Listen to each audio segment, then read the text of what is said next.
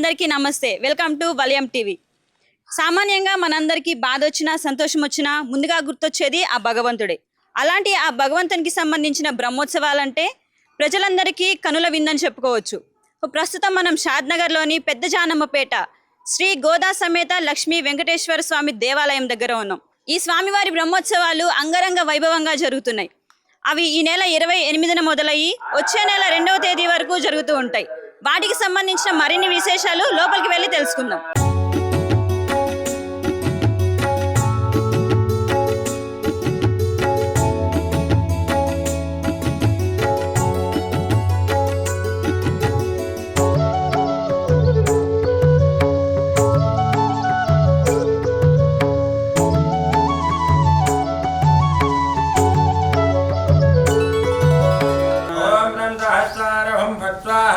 सुदर्शनाय यस्मिन् विन्यस्यवारं विजयजगदां जङ्गमस्तापराणां लक्ष्मीनारायणाख्यं मित्रमनभवत्यच्युतानां विहारान् आरोग्यं भूतिमायुः जगद्भवनादित्यदास्तापदन्तः तत्तत्सत्यस्तमस्तं दिशतु सपुरुषं भारं विजयिन जगता जङ्गमा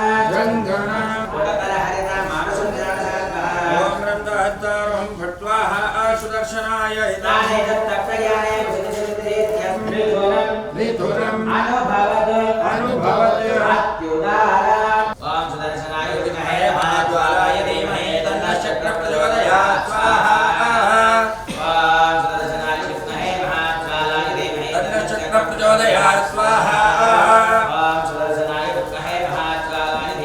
चक्र प्रचोदयात् स्वाहा अग्नेदं वैविदं ओगं स्वाहा सूर्यायदं स्वाहा प्रजापतयेदं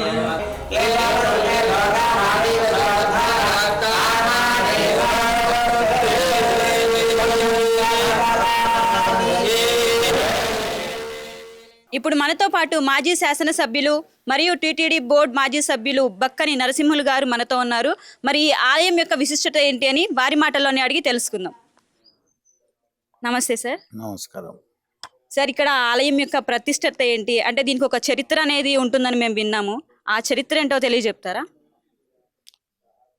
షాద్నగర్ నియోజకవర్గంలో మొట్టమొదటిసారి ఈ గ్రామం పేరు పెద్ద జానమ్మపేట. అంటే ఈ ఆలయాన్ని నిర్మించినటువంటి రాజు సవై వెంకటరెడ్డి. సవై అంటే హీరో అని అర్థం గ్రీక్ భాషలో. అయితే ఆయన అంటే వనపర్తి రాజులు బహిర్గోపాలరావు వనపర్తి చక్రవర్తి, ఆయన రంగనాథ స్వామి భక్తుడు. ఆ విధంగా ఆయన తమిళనాడు మొదలైన ప్రాంతాలన్నీ తిరిగి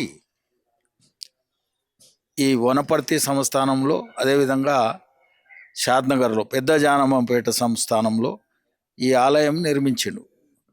అంటే ఇది శివాజీ కాలంలో, అప్పటికి నిజాం లేడు.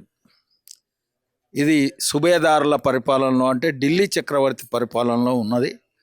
1692 ఆ ప్రమాదినామ సంవత్సరంలో ఇది ప్రారంభించబడ్డది. అయితే ఈ దేవాలయం 1719 వరకు వనపర్తి రాజు అంటే సవై వెంకటరెడ్డి కాలంలో నడిచింది.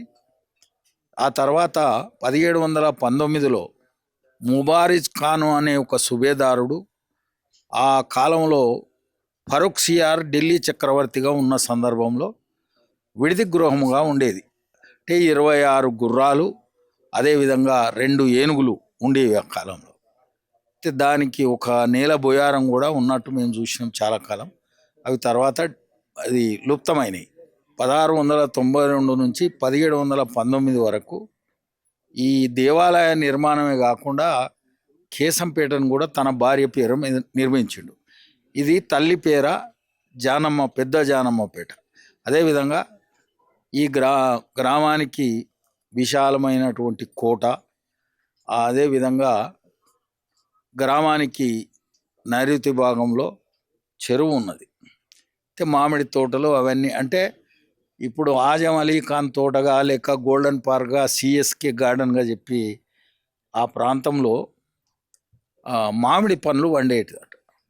అయితే ఇవి విక్టోరియా రాణికి సముద్రయానంలో పంపేది. అంటే ఒక ఆజం సమర్ అని ఒక ప్రొఫెసర్ అది నిజాం కాలంలో ఉన్నట్టుగా రాసిండు. కానీ అది 1690 నుంచి 1719 వరకు జరిగింది. మరి అక్కడ రంగనాయక స్వామి, ఇటు శ్రీరామచంద్ర స్వామి, ఆ విధంగా ఉపాలయాలు, కోడండ్ల కోరిక మేరకు అక్కడ శివాలయం కూడా నిర్మించింది. అయితే 1719లో 3 రోజుల యుద్ధంలో కోవర్ట్ ఆపరేషన్ చేయడం వల్ల రాజు మరణించిండు. అప్పుడు ఏమైందంటే ఇది మళ్ళీ హైదరాబాద్కు పరిపాలనలో వెళ్ళిపోయింది. తర్వాత కొంత దేవాలయం ఇప్పుడున్న స్ట్రక్చర్లో కాకుండా ఇప్పుడు కొన్ని నైరుతి భాగంలో ఉన్నటువంటి ఆ స్ట్రక్చర్లో ఉన్నది. మరి ఆ తర్వాత మనం టీటీడీ బోర్డు మెంబర్గా మనం మాడంబాకం శ్రీనివాస భట్టాచార్య ఆగమ శాస్త్ర సలహాదారు తిరుపతి దేవస్థానం ఆయనని ఇక్కడ తీసుకురావడం జరిగింది. ఆయన మొత్తం పర్యవేక్షణ చేసి మూల విరాట్ భిన్నమైనందున కొత్త విగ్రహం తీసుకోవాలి, ఇటు ముందు భాగంలో క్షేత్రపాలకులు, రామాలయానికి ఆంజనేయుడు, పెరుమాళ్లకు గరుత్మంతుడు లేడు అని విధంగా ఆయన చెప్పిన ప్రకారంగా మరి తిరుమల తిరుపతి దేవస్థానం నుంచి మూల విరాట్ వెంకటేశ్వర స్వామి, అదేవిధంగా గరుడ ఆంజనేయ విగ్రహాలు, బలిపీఠాలు నంద్యాల నుంచి, తర్వాత క్రమంలో లక్ష్మీ అమ్మవారు, అండాల అమ్మవారు పెరంబదూరు మద్రాసు నుంచి తీసుకురావడం, ఆ విధంగా ప్రతిష్ఠ చేయడం జరిగింది. ఈ ప్రతిష్ఠ తర్వాత మరి ముందు భాగంలో అంటే ఇక్కడ రాజకీయాలకు అతీతంగా అన్ని పార్టీలు, అన్ని మతాలు కూడా ఈ దేవాలయం డెవలప్మెంట్లో అందరూ ఆనందదాయకంగా ఆర్థిక సాయం చేసి నిర్మించుకున్నది. ఇది ఎవరో ఒక్కరు నిర్మించింది కాదు. తర్వాత నిర్మాణంలో భాగంగా డబ్బులు ఇచ్చిన వాళ్ళు కూడా వాళ్ళ పేరు రాసుకోలే. ఇప్పటి వరకు ఎవరి ఫోటో, బ్యానర్ ఏం ఉండదు. ఇప్పుడే ఇక్కడ మాజీ ఎమ్మెల్యే అంజయ్య గారు ఇక్కడ ఆసీనుడు అయ్యిండు. ఆ విధంగా అన్ని పార్టీల నాయకులు కూడా ఈ దేవాలయంలో కార్యక్రమాలకు భక్తిపూర్వకంగా హాజరయ్యే విధానం ఉంది. మరి మహాద్వారానికి ఏదైతే దేవాలయం ఉందో అది దర్వాజా, ఆ దర్వాజా కూడా 3 భాగాలుగా అతికించబడి భిన్నమైంది. అప్పుడు కేరళ నివాసి ఒక సుబ్రహ్మణ్యం అనే ఆయన కూడా పేరు చెప్పవద్దన్నాడు, చెప్తున్నా. ఆయన 5 లక్షల రూపాయలు ఇస్తే బర్మా టేకు తెచ్చి అఖండం 18 ఫీట్లు ఒకటే చెక్కతోని 2006 డిసెంబర్ 30న ప్రారంభించడం జరిగింది ఆ దర్వాజా.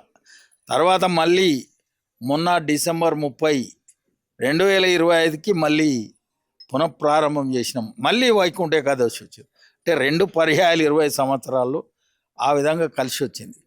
అయితే తిరుమల తిరుపతి దేవస్థానంలో ఉన్నట్లుగా పూర్తి కాకపోయినా కొంత మార్పులు చేసి అటు సైడు అనేక భక్తులు ప్రహరీ గోడ నిర్మాణం, గేట్ల నిర్మాణం, అదేవిధంగా ఒక కళ్యాణ మండపం నిర్మాణం, రాతి కళ్యాణ మండపం. ఇప్పుడు అదేవిధంగా నైరుతి భాగంలో రాతి మండపం ఒకటి బ్యాలెన్స్ ఉండే, అది చేయి. ఈ విధంగా అందరూ సుమారు 9 కోట్ల రూపాయలు ప్రజల నుంచి, అంటే వాళ్ళు స్వయంగా కష్టపడి సంపాదించిన డబ్బులు ఖర్చు పెట్టిందే తప్ప వేరే బిజినెస్ ఎవరో చేసినటువంటిది కాదు. ఆ విధంగా ఈ డెవలప్మెంట్ కావడానికి ముఖ్య కారణం ఏంటంటే ఎవరు నేను చేస్తున్నా అనే ఫీలింగ్ లేదు, ఇది అందరు చేస్తున్నారనే ఫీలింగ్ మనం ఇచ్చినాం. ఈ గుడికి వచ్చినప్పుడు ఎవరైనా ముఖ్యులు వస్తే కూడా మొదలు భక్తులకే అవకాశం ఎక్కువ ఉంటుంది తప్ప నాయకులు వచ్చిండ్రని ప్రత్యేకత ఏం లేదు. ఆ విధంగా ఉన్నందుకు అంటే ఈ అందరి వాడు దేవుడు అన్నప్పుడు అద్భుతంగా అభివృద్ధి అవుతుంది. లేదా ఎవరైనా పేరు పెట్టుకొని ఇది నేను చేస్తున్నా అంటే అది విఫలం అవుతుంది అభివృద్ధిలో. కాబట్టి మరి ఈ విధంగా ఈ దేవాలయ ప్రాంగణం అంతా అరటి చెట్లు, అదే పూల తోటలు, పండ్ల తోటలు వెనకాల అంటే సుమారు 8 ఎకరాలపై చిలుకు 42 ఎకరాల చిల్లర ఉంటే అంతా అన్యాక్రాంతం అయిపోయింది. ఆ తర్వాత ఇది 1996లో అప్పుడు నేను ఎమ్మెల్యేగా ఉన్నప్పుడు ఈ కాలేజీ కానీ రెవెన్యూ ఆఫీస్ ఇవన్నిటికి కూడా మరి కొంత దేవాలయం నుంచే శ్మశాన వాటికకు ఈ విధంగా భక్తుల కోరిక మేరకు కొంత ఇచ్చినాం. మిగిలింది గుడికి మాత్రం అందరి పర్యవేక్షణలో కాపాడబడ్డది. అయితే నేనేమంటున్నంటే ఆధ్యాత్మిక పరివర్తన అందరిలో రావాలంటే కనీసం కాలినడకన వెళ్ళాలి, చేతులు జోడించి మొక్కాలి, కనీసం అంతరంగంలో మన ధ్యాస పోతే అది ఏమైనా జరుగుతుంది. వీళ్ళు ఏమున్నదంటే మనం దేవుని కాడ ఉండి కూడా ఒక ఆయన జేబులో టీవీ అది సెల్ ఫోన్ పెడతాడు, అంటే ఆ ధ్యాస సెల్ ఫోన్ మీద పోతుంది. అంటే స్థూల వాక్కు, మధ్యమ వాక్కు, వైఖరి వాక్కు, పశ్యంతి వాక్కు, పరావాక్కు అంటే 5 రకాల వాక్కులు ఉన్నాయి. అందుకు మనం బొడ్డుకాడి మాట మాట్లాడేది తక్కువైంది, ఎక్కువ స్థూల వాక్కు లేకుంటే వైఖరి వాక్కు, మనసులో తిడతాం, మనసులో అద్భుతంగా మాట్లాడినట్టు ఉంటాం. కాబట్టి నేనేమంటున్నానంటే ముందు గరుత్మంతుడు ఉన్నాడు. గరుత్మంతుడు ఏంది, వినత కుమారుడు. ఆయన అమాంగ్ బర్డ్స్ ఐయామ్ గరుడ అన్నాడు, పక్షులలో నేనే గరుత్మంతుని. Among snakes I'm snake Ananthan అన్నాడు. కాబట్టి నేనేమంటున్నంటే గరుత్మంతుడు వెంకటేశ్వర స్వామికి, పెరుమాళ్లకు, మలయప్ప స్వామికి ఆయన అద్దము లాంటివాడు. Garuda is positioned in front of Perumal like a mirror. అద్దము లాంటి వాడు కాబట్టి సకల లోకాలను ఆ అద్దములోనే చూసి పరిపాలన చేస్తాడు అని అర్థం. అందుకు మన లోపల కూడా 0.001 కాడు ఉన్నాం. ఎన్నో సేవా కార్యక్రమాలు, ఎన్నో కష్టపడి పనిచేస్తే కానీ నిజమైనటువంటి ఈ స్వాతంత్రం వస్తుంది. సార్ మరి ఇప్పుడు ఇక్కడ బ్రహ్మోత్సవాలు మరియు జాతర జరుగుతుందనేసి విన్నాము. అంటే ఈ బ్రహ్మోత్సవాలు అనే సంవత్సరానికి ఎన్ని రోజులు, అంటే ఎన్నిసార్లు వస్తాయి, అవి కూడా ఎన్ని రోజులు చేస్తారు అనేది ఏమైనా తెలియపరుస్తారా? బ్రహ్మోత్సవాలు అనేది కలియుగ దైవం వెంకటేశ్వరునికి బ్రహ్మ కడిగిన పాదాలు అని ఆయన ప్రారంభించినటువంటిది తిరుమల తిరుపతి దేవస్థానంలో. ఆ తర్వాత అక్కడ తిరుమలలో అయితే 2 పర్యాయాలు వస్తాయి. ఇక్కడ మాత్రం మనం ఈ మధ్యకాలంలో ఒక 20 సంవత్సరాల నుంచే మనం అది ప్రారంభించినాం. అంటే సుమారు 5 రోజులు జరుగుతుంది. తిరుమల అంత ప్రాముఖ్యతతో మనం చేయలేము, సాధ్యమైనంత వరకు. మరి చివరి రోజు చక్ర స్నానం ఉంటుంది. మొదలు గరుడ ధ్వజారోహణంతో ప్రారంభమై వెంకటేశ్వర కళ్యాణం, నరసింహస్వామి కళ్యాణం, అదేవిధంగా శివ కళ్యాణం, అగ్నిగుండాలు, చివరి రోజు చక్ర స్నానం ఉంటుంది. అంటే ఆ బ్రహ్మ గడిగిన పాదము అంటే బలిచక్రవర్తి కాలంలో, బలిచక్రవర్తి చాలా ప్రసన్నుడు, మరి దాన ధర్మాలు చేసినటువంటి వాడు, కానీ రాక్షసుడు. ఆ దేవతలందరూ ఆయన గర్వం పెరిగింది, ఆయనను అణచాలి అంటారు. అప్పుడు ఆయన ఏమైందంటే, ఆయన నా భక్తుడు దాన ధర్మాలు చేస్తాడు, అతన్ని హింసించడం మంచిది కాదు కదా అంటే ఆయన ఏం చేస్తాడంటే దేవతల ప్రెషర్కు నారాయణుడు ఆయనను 3 అడుగుల భూమి అడిగి ప్రెస్ చేస్తాడు. అప్పుడు చివరి పాదం తల మీద పెట్టుకుంటాడు. అప్పుడు పాతాళం పోయినందుకు అక్కడ కూడా దేవుడు ఏం చేసిండు, ఆయనకు పాతాళంలో వైకుంఠాన్ని సృష్టించి ప్రధాన ద్వారం దగ్గర కావలి ఉంటాడు తన శిష్యుని కొరకు. అంటే దేవుడికి ఉన్నన్ని పరీక్షలు, ఆయన అనుభవించిన కష్టాలు ఇంకా మనకేం లేవు. మనం కొద్దిగా అంజయ్య నన్ను వల్కరియలేదంటే నాకు ఊరలేనితనం వస్తుంది, అట్లా ఉండదన్నమాట. అందుకు మనం సాధ్యమైనంత వరకు మనకు తెలిసి తెలియకుండా ఇట్లాంటి కొన్ని మలిన కార్యక్రమాలు జరుగుతాయి.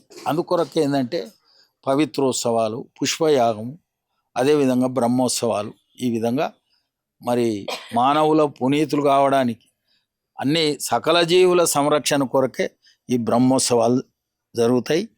కానీ మనం ఎన్ని పూజలు చేసినా ఏం చేసినా మన లోపల మార్పు రావాలి. పూజలు చేసినంత మాత్రాన పుణ్యము దక్కదు. ఎందుకంటే మరి ఈ వెంకటేశ్వర స్వామి దేవాలయం కట్టిన ఆయన మరి ఆకాశరాజు తమ్ముడే. ఆయన ప్రతిరోజు దేవదేవునికి పూజలు సల్పేవాడు. ఆయన కానీ ఒక బంగారు పూలు ఈనబెడితే ఒక కుమ్మరి మట్టితో చేసి పెట్టేది. అంటే ఆ రాజుకు కూడా బాధ కలిగింది, వీడు ఎవడో పెడుతున్నాడు, నేను బంగారు పూలు తీసుకుపోయి మట్టి పూలకు దేవుడు ఆకర్షితుడైందని. అంటే ఆయనకు భక్తి ఉన్నది, ఈయన అహంతోని ఇది ఉన్నది. ఇప్పుడు నేనే ముందల ఎక్కువ చేస్తున్నానని నాకు అహం వచ్చింది అనుకో, ఆయన నన్ను రక్షించడు, వీడికి అహంకారం వచ్చిందని. అందుకు మనకు మరో జన్మ రాకుండా ఉండడానికి గల కారణాలే అవి. తిరుమల తిరుపతి దేవస్థానం ఒక పవర్ స్టేషన్. అందుకే ఆంధ్ర, తెలంగాణ, రాయలసీమ అనకుండా మన ఊర్లలో కూడా పెరుమల్ల బావి, తిరుమల దేవుని పల్లి, ఈ షాద్నగర్లో కూడా ఉన్నాయి. మా ఊళ్ళో ఒక తిరుమల దేవుని అది పెరుమల్ల బావి ఉంది. ఒక ఆమె మీ ఇంటి పేరు ఏందమ్మా అంటే ఏది రామేశ్వరం తర్వాత ఏమూరు కాదు విట్యాల. ఆమె నాకు పెరుమల్ల పార్వతమ్మ కానీ నాకు కార్డు రాలే బిడ్డ అన్నది. నేను అప్పుడు అనుకున్నా ఇంత దూరాన పెరుమల్ల పేరు ఉందా అంటే, మనం కరెంటు ఉత్పత్తి స్థానం శ్రీశైలంలో ఉంటే సబ్స్టేషన్లు, ట్రాన్స్ఫార్మర్లు ఇవన్నీ పెట్టుకున్నాం. ఇది కూడా అంతే. అందుకే దేవదేవుడు ఈ god is omnipresent, is everywhere. Just we have to choose where is available.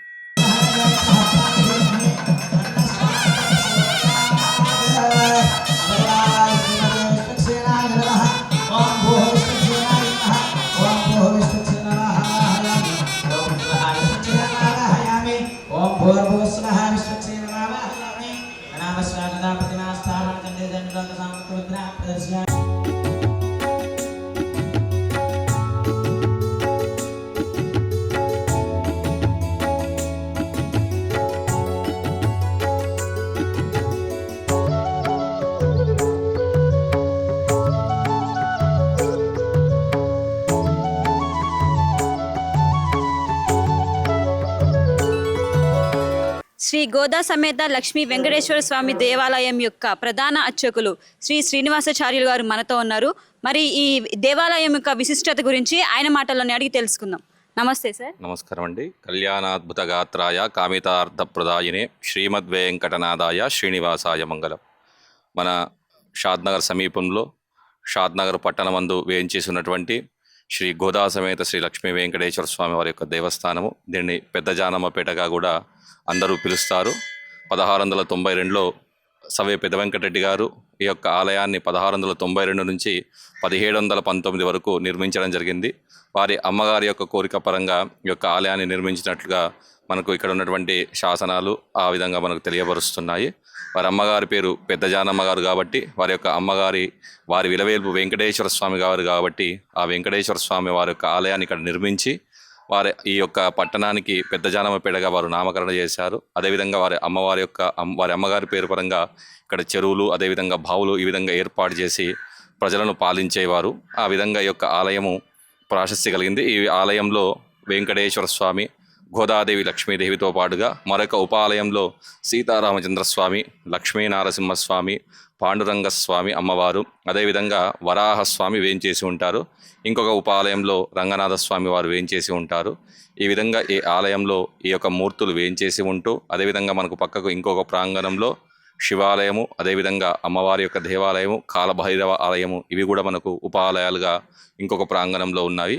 ఈ యొక్క ఆలయంలో ప్రతినిత్యం కూడా స్వామికి విశేషమైనటువంటి ఉత్సవాలు ప్రతినిత్యం నిర్వహిస్తూనే ఉంటాము. ముఖ్యంగా స్వామివారికి చైత్రమాసమందు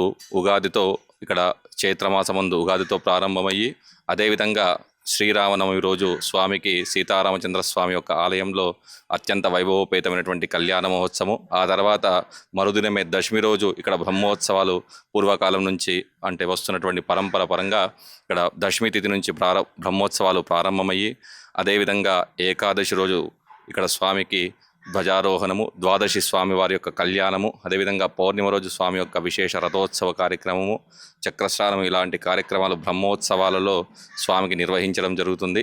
వాటితో పాటుగా ఈ బ్రహ్మోత్సవాల అనంతరము కూడా స్వామికి ప్రతినిత్యం ఆరాధనాలు జరుగుతూ అదే మనకు వైశాఖ శుద్ధ మాసమందు స్వామికి లక్ష్మీనారసింహస్వామి కూడా ఉపాలయంలో వేయించేసి ఉన్నారు కాబట్టి నారసింహ జయంతి, అదే ఆ తర్వాత వచ్చేటువంటి శ్రావణ మాసమందు గరుడ పంచమందు అదేవిధంగా స్వామికి విశేషమైనటువంటి గరుడ అభిషేకము, గరుడ హోమాలు జరుగుతూ ఉంటాయి. అదేవిధంగా స్వామికి ప్రతి సంవత్సరము పవిత్రోత్సవాలు, వీటితో పాటుగా ధనుర్మాసంలో స్వామివారికి వైకుంఠ ఏకాదశి పూర్వము స్వామివారికి అధ్యయనోత్సవాలతో పాటుగా వైకుంఠ ఏకాదశి అత్యంత వైభవోపేతంగా సుమారు ఒక 50,000 మంది సమక్షంలో ఇక్కడ స్వామిని ఆ రోజు వైకుంఠ ఏకాదశి రోజు స్వామివారిని వారు దర్శిస్తూ ఉంటారు. ఈ ఆలయం కూడా అంటే భక్తుల యొక్క సహకారంతో ప్రతినిత్యము కూడా వారికి స్వామి ఏదైతే కోరుకుంటారో వారి యొక్క కోరికను కొంగు బంగారంగా నెరవేర్చేటువంటి స్వామిగా వారందరూ కూడా కీర్తిస్తూ, అంటే ఇక్కడ చాలామంది కూడా 7 శనివారాలు వ్రతం చేసి స్వామివారికి వద్దకు వచ్చి దర్శించి లేదా స్వామివారి ప్రదక్షిణ చేసి వారు అనుకున్నటువంటివి నెరవేర్చుకున్న వారు చాలామంది ఉన్నారు. ఈ విధంగా స్వామిని అంటే అనేక మంది అనేక రూపాలలో స్వామిని ఏదైతే కోరుకుంటున్నారో వారికి నెరవేర్చిన వాళ్ళల్లో చాలామంది ఉన్నారు. అదేవిధంగా ప్రతి శ్రవణ నక్షత్రం రోజున స్వామికి ఇక్కడ విశేషమైనటువంటి మాస కళ్యాణ మహోత్సవం కూడా ప్రతి మాసంలో కూడా జరుగుతుంది. ఈ విధంగా నిత్యోత్సవం, పక్షోత్సవం, మాసోత్సవంగా సంవత్సరోత్సవాలతో పాటుగా ప్రతినిత్యం కూడా స్వామికి అంటే తిరుమలలో నిత్య కళ్యాణం ఏ విధంగా అయితే ఉంటుందో కానీ ఇక్కడ మనం అనుకూలతను బట్టి ప్రతి మాసంలో కూడా ఇక్కడ కళ్యాణాన్ని చేస్తూ స్వామికి ఏ రకమైనటువంటి ఉపచారాలు సమర్పించాలో అలాంటి రకమైనటువంటి ఉపచారాలు సమర్పిస్తూ ఆ స్వామిని ఆరాధిస్తూ ఉన్నాము.